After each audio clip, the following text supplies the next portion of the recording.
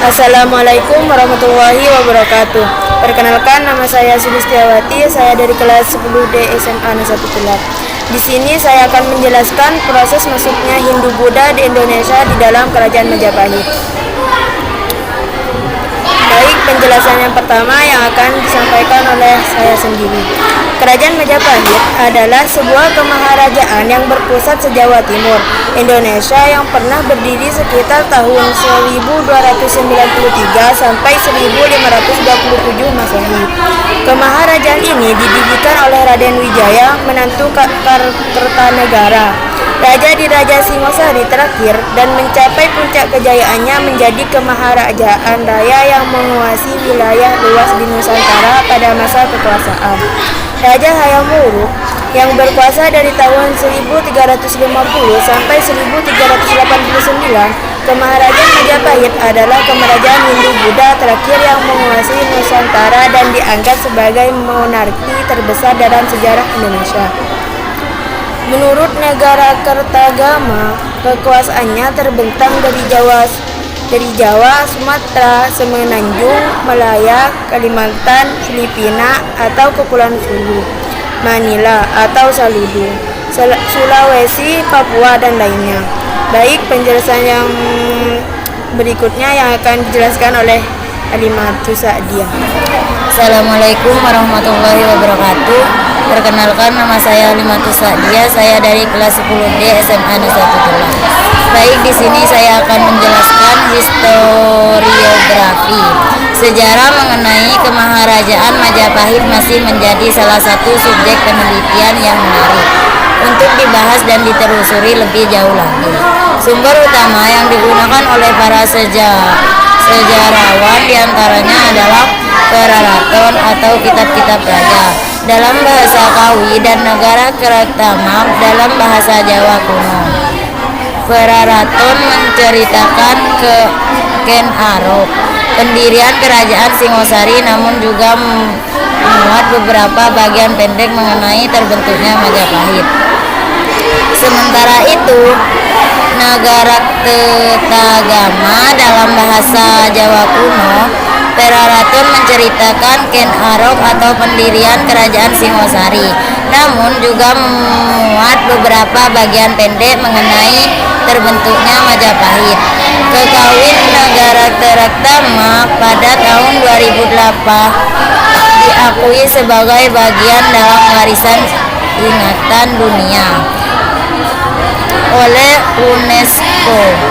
Selain itu, terdapat beberapa prasasti dalam bahasa Jawa kuno maupun catatan sejarah dari Tiongkok, dan terdapat beberapa prasasti dalam bahasa Jawa kuno maupun catatan sejarah dari Tiongkok dan negara-negara lainnya.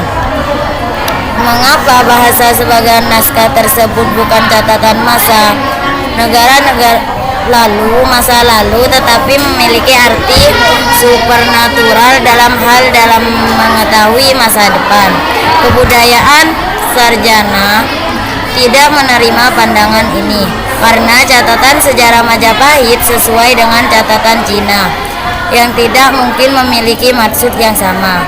Daftar penguasaan dan detail struktur negara tidak menunjukkan tanda-tanda dibuat-buat. Pada tahun 2010, sekelompok pengusaha Jepang dipimpin oleh Takajo Yoshiaki membiayai pembuatan kapal Majapahit atau Spirit of Majapahit yang akan berlayar ke Asia. Menurut Takajo, hal ini dilakukan untuk mengenai kerjasama Majapahit oleh kerajaan Jepang melawan kerajaan Cina atau Mongol dalam perang di Samudra Pasifik.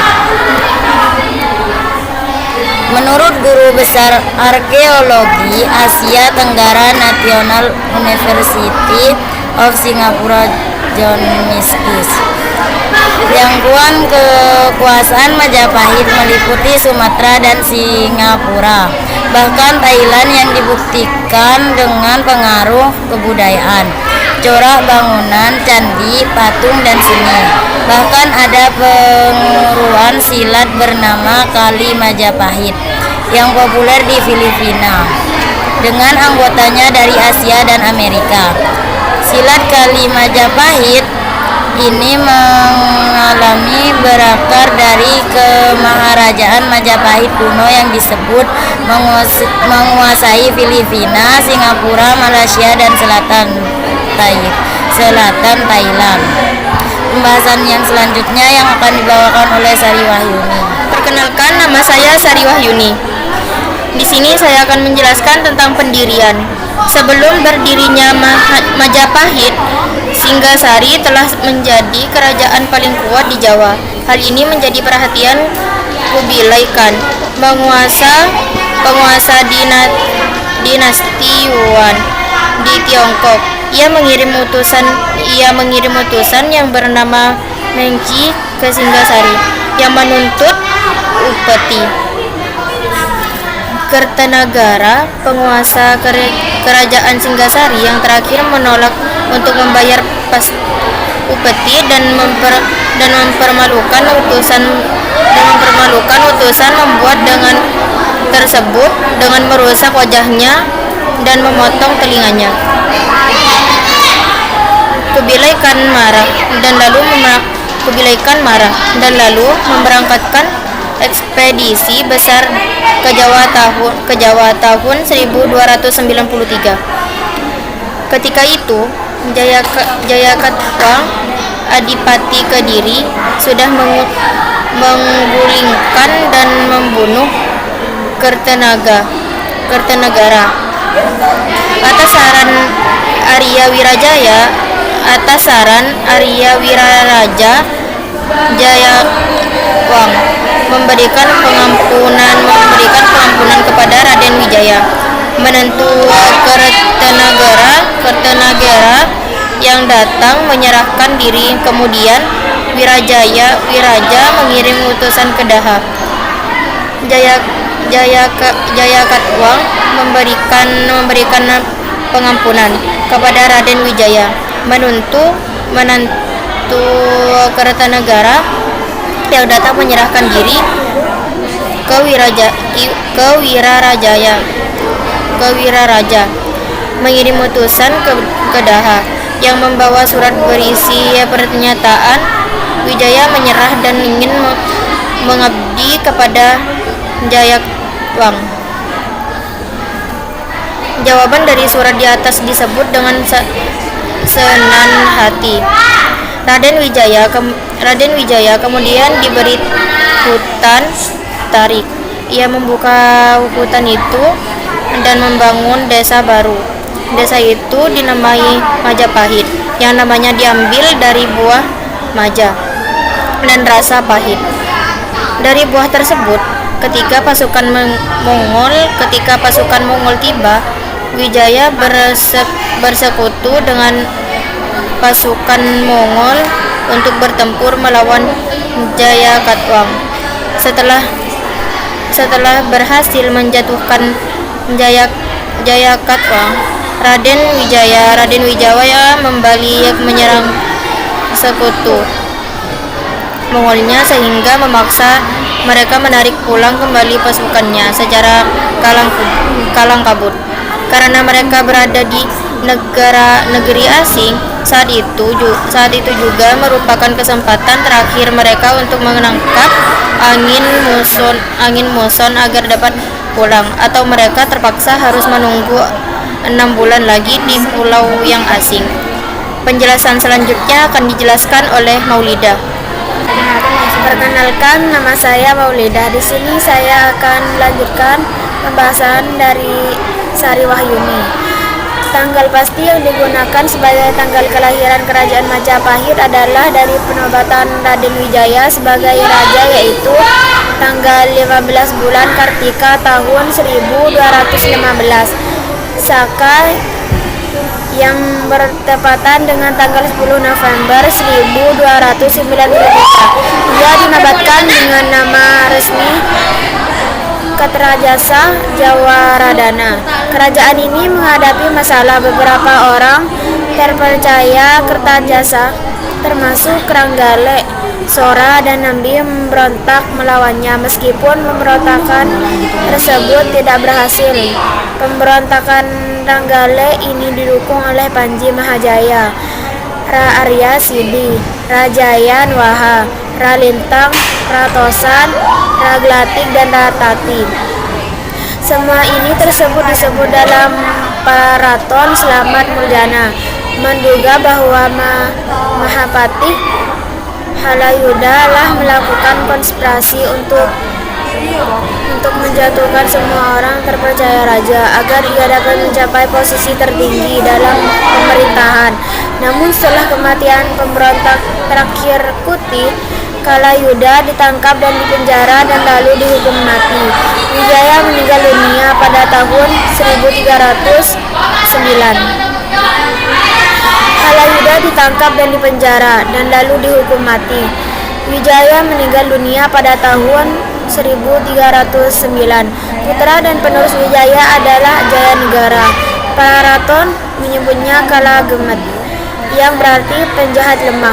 Kira-kira pada suatu waktu dalam kurun pemerintah Jayanegara, seorang pendeta Italia, Odorico da Pordenone, mengunjungi keraton Majapahit di Jawa. Pada tahun 1328, Jayanegara dibunuh oleh tabibnya Tanka, ibu tirinya yaitu Gayatri Rajapatni. Seharusnya menggantikannya.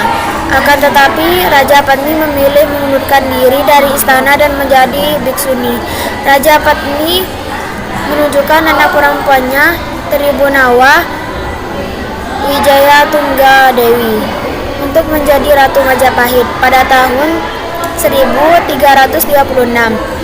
Tribuana menunjuk Gajah Mada sebagai Mahapati. Pada saat pelantikannya, Gajah Mada mengucapkan sumpah palapa yang menunjukkan rencananya untuk melebarkan kekuasaan Majapahit dan membangun sebuah kemaharajaan. Selama kekuasaan Tribuana, kerajaan Majapahit berkembang menjadi lebih besar dan terkenal di Kepulauan Nusantara. Tribuana berkuasa di Majapahit sampai kematian ibunya pada tahun 1350. Ia diteruskan oleh putranya, Hawam Wuruk. Penjelasan yang selanjutnya akan dilanjutkan oleh Eka Rahmadani. Assalamualaikum warahmatullahi wabarakatuh. Perkenalkan, nama saya Eka Rahmadani. Saya di sini akan menjelaskan tentang kebudayaan. Negara Karatagama menyebutnya budaya keraton yang diadiluhung dengan agung, dengan cita rasa seni dan sastra yang halus, serta sistem ritual keagamaan yang rumit. Peristiwa utama dalam kalender tata negara di negara tiap hari pertama bulan Citra atau Maret sampai April, ketika semua utusan dari semua wilayah taklukan Majapahit datang ke istana untuk membayar upeti atau pajak.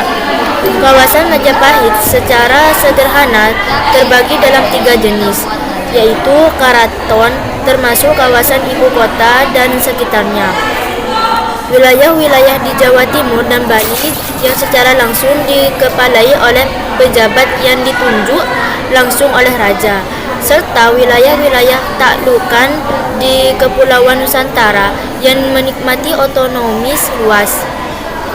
Ibu kota Majapahit di Trowulan adalah kota besar dan terkenal dengan perayaan besar keagamaan yang diselenggarakan setiap tahun. Agama Buddha, Siwa, dan Wisnawa atau pemuja Wisnu dipeluk oleh penduduk Majapahit, dan raja dianggap sekaligus titisan Buddha, Siwa maupun Wisnu. Negara Kertagama sama sekali tidak menyinggung tentang Islam, akan tetapi sangat mungkin terdapat beberapa pegawai atau abdi istana Muslim saat itu, walaupun batu bata telah digunakan dalam candi pada masa sebelumnya. Arsitek Majapahitlah yang paling ahli menggunakannya. Candi-candi Majapahit berkualitas baik secara geometris dengan memanfaatkan getah tumbuhan merambat, dan gula merah sebagai perekat batu bata. Contoh Candi Majapahit yang masih dapat ditemui sekarang adalah Candi Tikus dan Gapura Bajang Ratu di Trowulan, Mojokerto. Beberapa elemen arsitektur berasal dari masa Majapahit, antara lain gerbang terbelah Candi Bentar, Gapura Paduraksa atau Kori Agung beratap tinggi, dan pendopo berdasarkan struktur bata. Gaya bangunan seperti ini masih dapat ditemukan dalam arsitektur Jawa dan Bali. Cukup sekian pembahasan dari saya, kurang lebihnya mohon maaf. Kesimpulannya akan dibahas oleh Sulistiwawati. Kesimpulannya adalah Majapahit adalah sebuah kerajaan kuno di Indonesia yang pernah berdiri dari sekitar tahun 1293 hingga 1500 Masehi. Kerajaan ini mencapai puncak kejayaan pada masa kekuasaan Hayam Wuruk yang berkuasa dari tahun 1350 hingga 1389. Majapahit menguasai kerajaan-kerajaan lain di Semenanjung, Malaya, Borneo, Sumatera, Bali, dan Filipina. Kerajaan Majapahit adalah kerajaan Hindu-Buddha terakhir yang menguasai Semenanjung, Malaya, dan dianggap sebagai salah satu dari negara terbesar dalam sejarah Indonesia. Kekuasaan terbentang di Sumatera, Semenanjung, Malaya, Borneo, hingga Indonesia Timur meskipun wilayah kekuasaan masih diperdebatkan. Cukup sekian penjelasan dari kami, kurang lebihnya mohon maaf. Wassalamualaikum warahmatullahi wabarakatuh.